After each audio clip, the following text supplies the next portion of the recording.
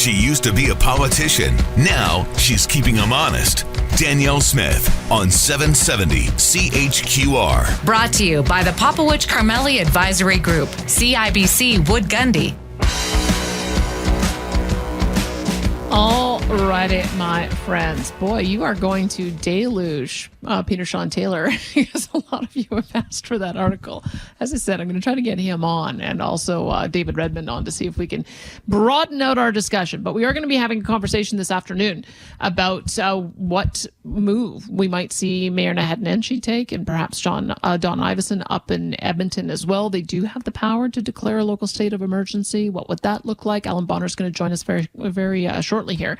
But first, we're going to speculate a little bit with Rob Breckenridge on what is likely to happen this afternoon. So they're bringing out the big guns at the press conference this afternoon. Rob, what do you think is going down? Well, it sounds like something's going to be announced. It wasn't clear whether they were going to wait until December 15th to make a decision, or maybe they're going to announce something that might take effect on December 15th to give people some heads up.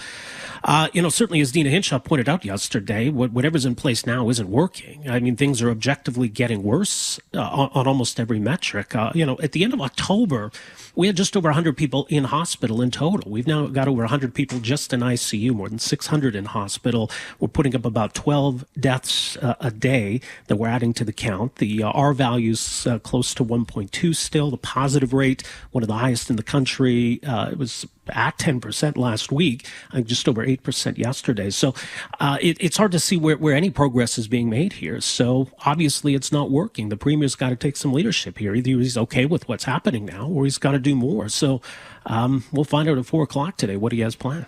What do you think? Do you think he will defer to the two big cities or make restrictions just in the two big cities? Or do you think it's going to be more broad-based than that?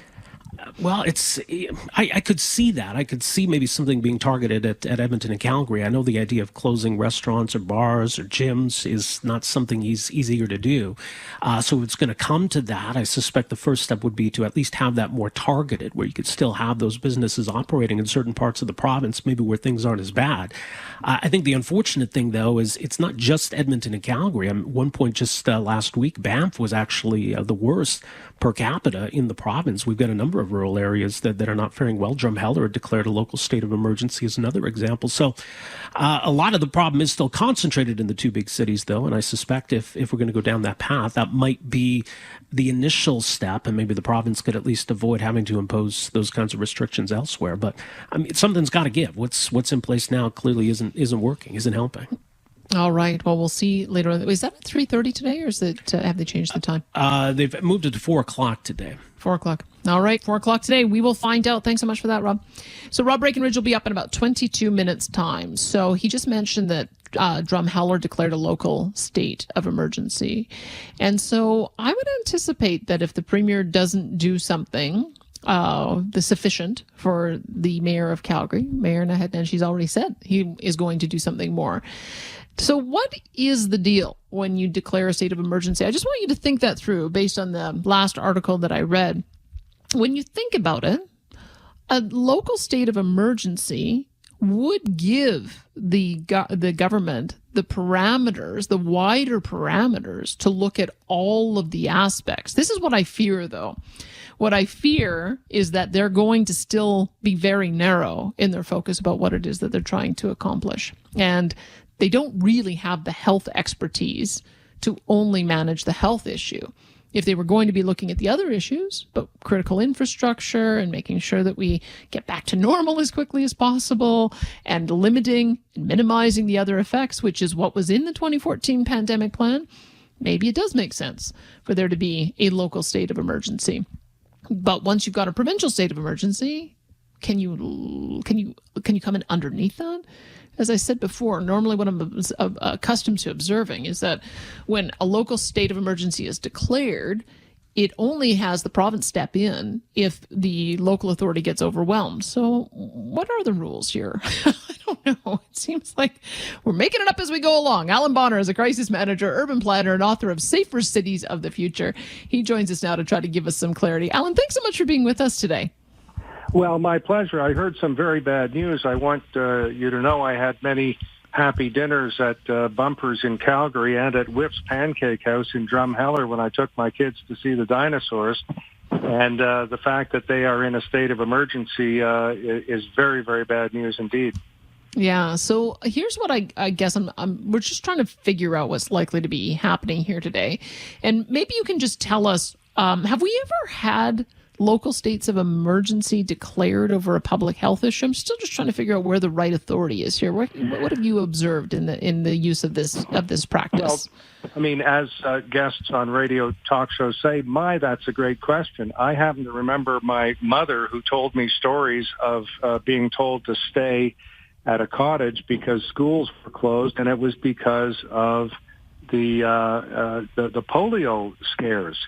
So we've had, whether there was a state of emergency or not, I don't know. Don't forget that Emergency Planning and Emergency Preparedness Canada only goes back to Hurricane Hazel and to the War Measures Act and the October crisis. So that may sound like a long time for some younger listeners, but it's relatively recent history. Let me muddy the waters a bit. The word municipality or city is not in our Constitution. The words municipal services are. So unlike America, and by the way, we all watch too much U.S. TV, in America they have strong cities, some of them with constitutions, a powerful mayor, in a state with a constitution and under a regime of states' rights. And as Ronald Reagan once said, the states created the federal government, it wasn't the other way around. That's not our experience. We have a different system of government here. Our mayors, Mayor Nenshi, as popular as he has one vote on council.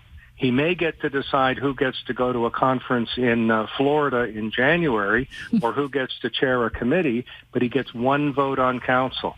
So we have a weak mayor system. In England, there are no municipalities. They don't have provinces in England. So we have 3 levels of government. They have 2. They're a so-called unitary state.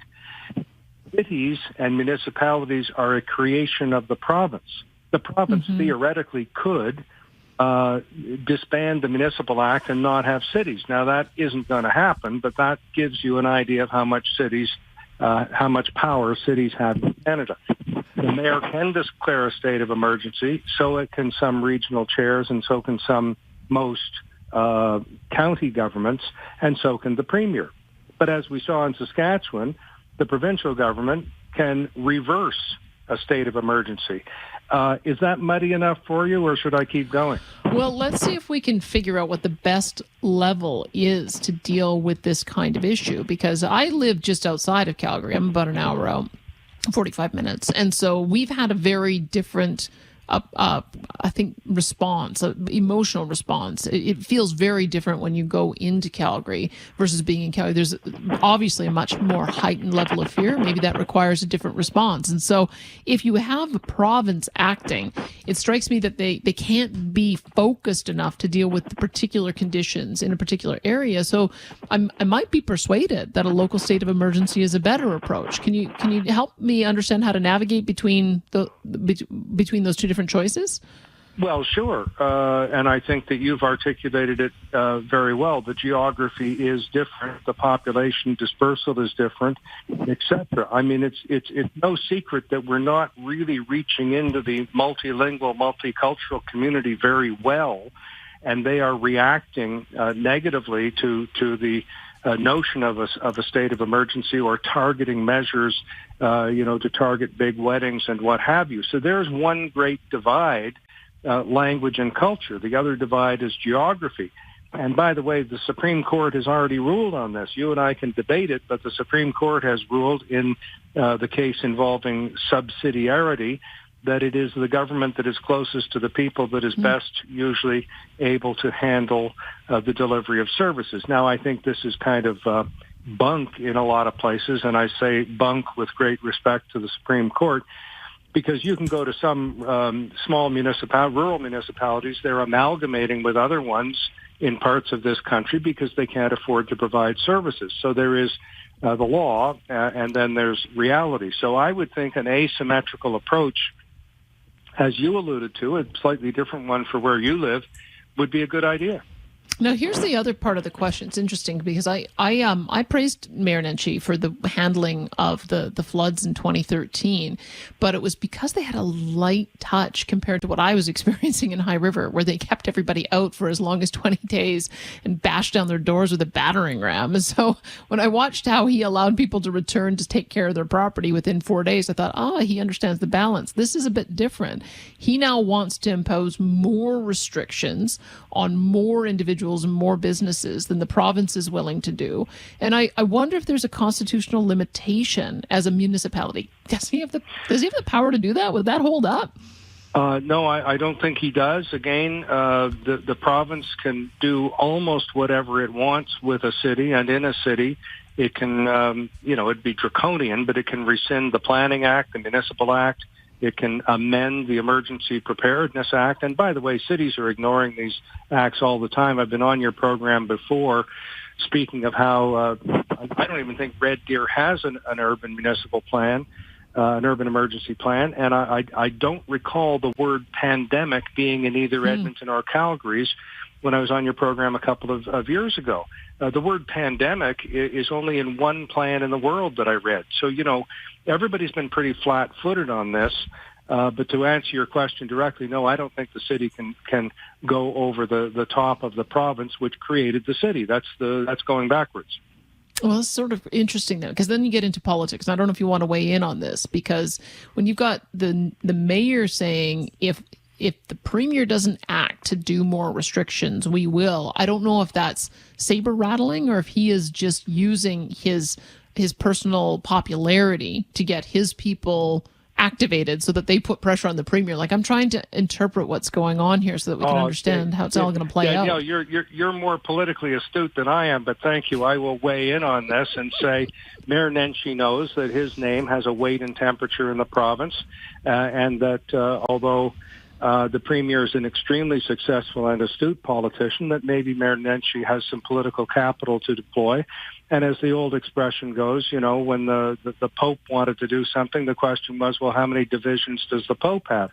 Neither one of these two people have divisions or have many levers they can pull, but I think Nenshi's pulling of the public opinion lever is probably more powerful than the Municipal Act gives him credit for. The other thing is to return to your notion of a different approach in your home town.